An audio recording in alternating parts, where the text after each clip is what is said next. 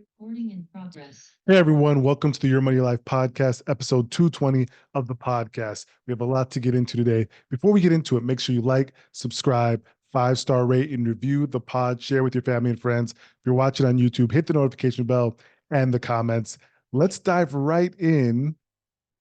And first and foremost, we're going to dive into our update on the markets and what is going on in the markets. So let's dive into that first and foremost. The market update. Really, it's been actually a interesting time for the market. Um, it's a pullback. We've had a pullback in the market over the last week or so. If you look at the chart, the last week, 5 days down 2.61%.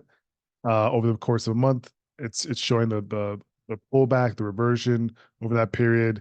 But again, if you look a little bit longer, it's been a fairly decent time for the market over 6 months, over a year, year to date has been positive.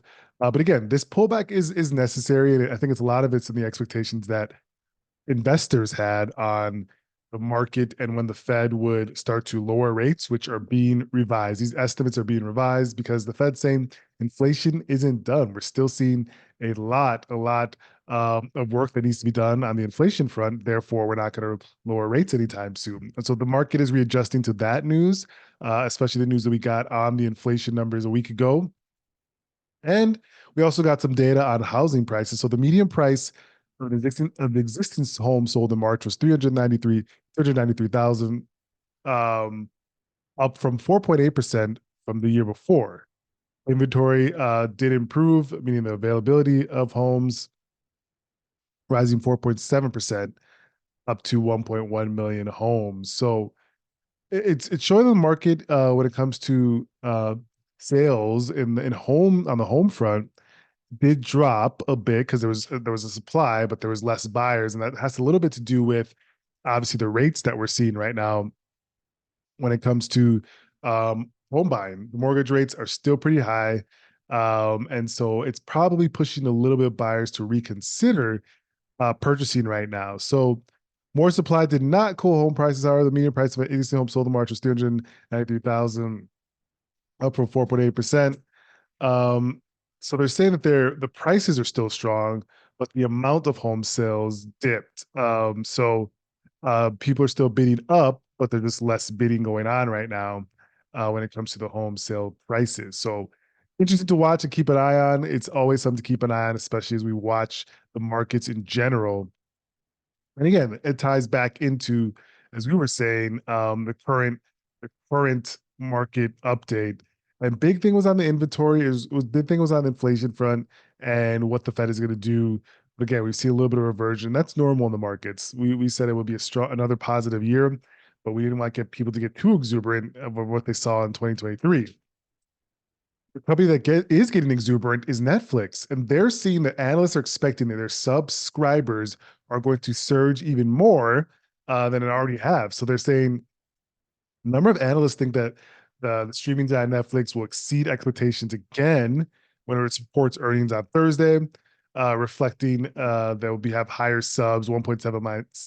Netflix predicts they're going to have 1.75 million subs that they added over the same period a year ago, but you know, Morgan Stanley expects an impressive amount of new subs, and other Wall Street bank sell side research firms expect the same. They had a lot of good content come out, and they've had a lot of repurposed content, licensed content from HBO Max, uh, original content that's done well.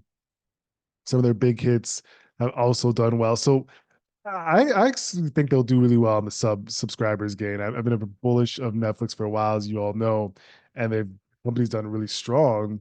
And I think they'll do well. Let's even check out what's the stocks been doing. If we go to our chart here, 6 month period, it's at 50% gain. Year to date, 26%. When you see this big jump here, this must have been an earnings call where it jumped up a bit here over a period of 1 year, up 88%. So yeah, it's a stock that's performed really, really well over its track record is strong. So we'll watch that Thursday. Thursday, the earning quarter next week. And we'll see. We'll see what happens. Is that next week or is that this week? That might be this today, but we'll watch it. We'll watch it. TikTok. We talked about the TikTok bill. It went through the Senate. Now the US House is set to vote as soon as this weekend on a measure that would give TikTok parent ByteDance a year to divest the app. So remember, the Chinese parent company ByteDance will have a year to sell to a US based firm, company, private equity company, anything, but it has to be US based um, before it would either be banned. So and I don't know if they'll sell. I highly doubt they would sell, but we'll see. It would actually give the Chinese company a 6-month divestiture deadline. Part of the reason they called it stalled in the Senate. So the new provision, okay, there was a new deal that kicked it out to a year to divest. That's a little bit better terms. If you're selling multi-billion-dollar company, you need a little bit more time. Work through just 6 months. So they repackaged the measure, and now it's going to the U.S. House to vote on it. Um, We'll see. So TikTok is facing congressional action over the privacy concerns, and they're now going to vote. So this is what person says. Don't estimate the power of creators coming together. We penned an open letter to the President Biden, urging him to reconsider his stance in the bill that would ban TikTok. So this is one of the creators that's saying they want TikTok. She has 5 million followers plus across social media, and she doesn't want it to be banned. Um, and so there's a lot of people, the creators that are against this ban, the US based creators, of course, because they don't want to see some of their, path to creating content, their platform go away. But we'll see what happens. I mean, Biden said if the bill gets to his desk, he would sign it. And I believe that's what he said. And we'll see if the House votes in favor. That would actually be really, really interesting. Um, NBA news, playoffs have started, play-ins have started, and playoffs are starting this weekend. Really good games. The games are much, much better when there's something to play for. The players play defense, they hustle. It's a lot more competitive. Love watching the last, few weeks of the season and then also the playoffs and play-ins before the playoffs. But it's getting heated up.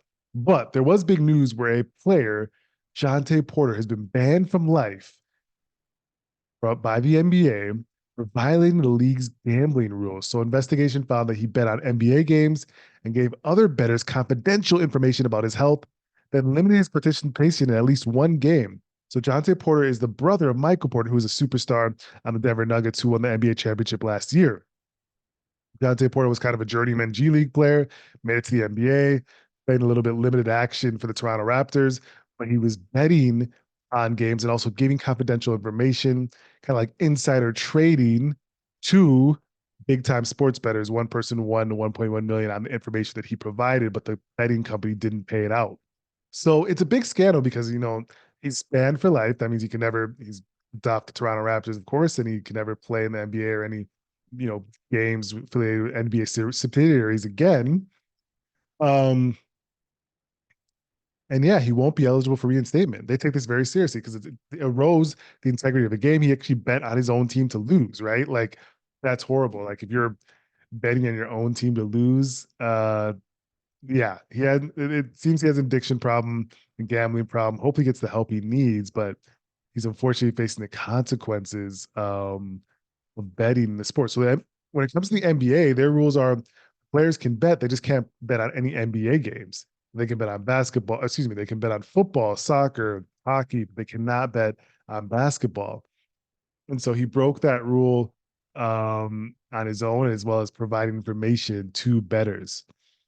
Moving to airline news, the airlines expect summer travel boom. This summer could break records for air travel, all the airlines are saying, despite a slew of high-profile plane safety issues, which is scary. But United Airlines expects to carry a record number of travelers. One executive said on a recent earning call, while Delta Airlines predicts nearly some of its highest sales days in history, per their CEO, Ed Bastian. The return of corporate travel, leisure travel, all these different things play a role. Of course, the nice weather for winter folks. This is going to be a pretty interesting thing to watch. I think it will be. I mean, we're past a couple of years past the pandemic. We're in a situation where people want to travel, get back to doing the things that they were doing. I think we'll see it in a relatively strong travel summer. Yeah, we'll watch out for that. Tax day, we talked about that last time. So they're pretty much saying that remember President Biden had a plan to reduce customer service line when it comes to deal with the IRS, which has been historically very, very hard to deal with here, very, very hard to get in contact with. They've gotten a lot better with this, we'll say, from people that have said that. Um, they've now have more staff, their ability to, you know, be able to get help for people that call in for service has been a lot better. So there people are saying a positive reinforcement on that news. So keeping an eye on that. Was there anything else? The more student loan forgiveness stuff. Boom, personal spending on books is going up. Interesting. Americans are spending on books boom during the pandemic. It seems everyone who caught the reading bug has stayed hooked. Are you reading more than you were? I'm an article person. I do sometimes Kindle it up or paperback it up, but I like the Kindle more than I like paperback.